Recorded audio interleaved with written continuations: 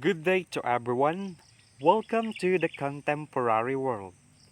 Last meeting, we discussed the global divides, the North and the South. The North represents the rich countries, and the South the poor countries. Recently, the term North-South divide was called development gap. In order to close the gap among nations in the globe, the United Nations created and implemented the Millennium Development Goals, and that is what we are going to discuss today. Before we proceed in the discussion, please subscribe and ring the notification bell for more educational videos.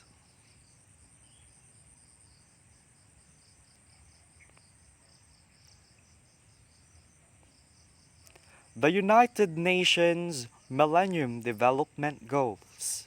There are 8 Millennium Development Goals, or MDGs, that the United Nations successfully implemented. Let's get to know first the brief history of Millennium Development Goals. The United Nations Millennium Declaration signed in September 2000. The United Nations Millennium Development Goals were 8 goals that all 189 UN member states have agreed to try to achieve by the year 2015. Its main goals: to combat poverty, hunger, disease, illiteracy, environmental degradation, and discrimination against women. Here are the 8 Millennium Development Goals of United Nations. Number 1. Eradicate extreme poverty and hunger. 2.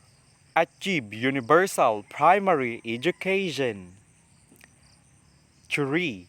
Promote gender equality and empower women. 4. Reduce child mortality. 5. Improve maternal health.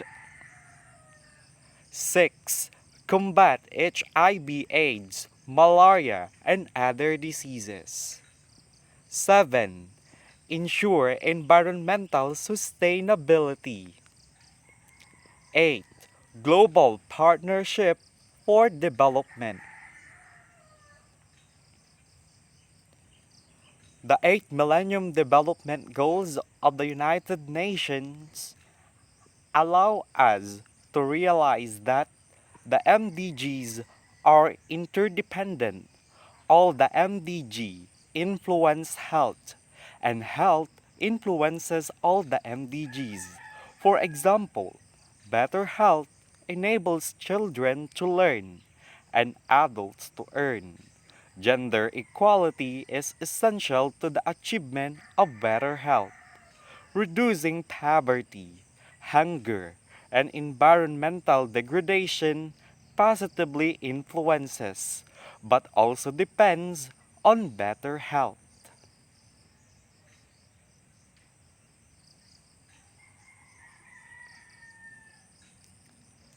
Key MVG achievements. More than 1 billion people have been lifted out of extreme poverty since 1990.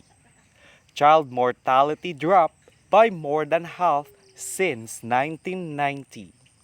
The number of out-of-school children has dropped by more than half since 1990. HIV/AIDS infections fell by almost 40% since 2000. The legacy and achievements of the MDGs provide us with valuable lessons and experience to begin work on the new goals. But for millions of people around the world, the job remains unfinished.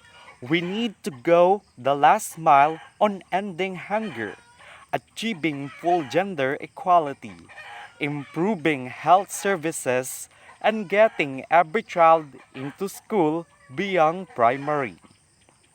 The SDGs are also an urgent call to shift the world onto a more sustainable path.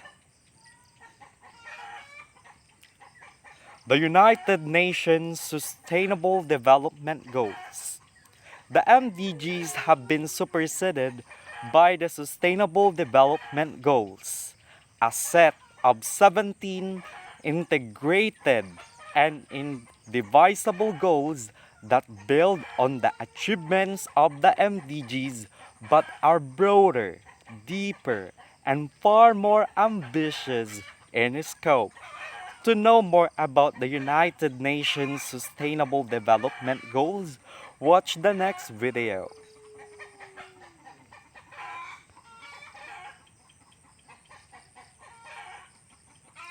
Thank you so much.